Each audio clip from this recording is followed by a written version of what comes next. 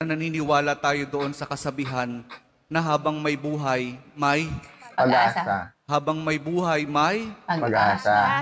habang may buhay, may Pag-asa. pagsubok.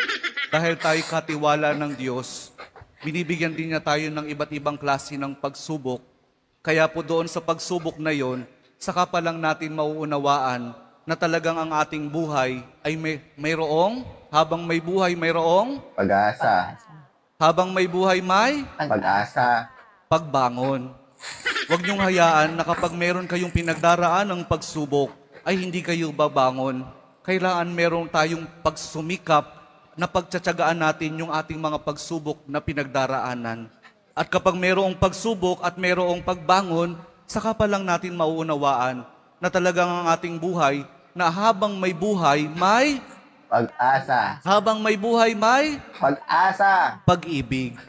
Ang pag-ibig na nagmumula kay Jesus lamang sa ating mahal na poong Jesus Nazareno. Dahil doon, kapag naunawaan natin itong mga bagay na ito, na habang may buhay, may pagsubok, may pagbangon at may pag-ibig na nagmumula lamang kay Jesus, saka pa lang natin mauunawaan at matatanggap na talagang habang may buhay, may ayaw nyo nang sumagot.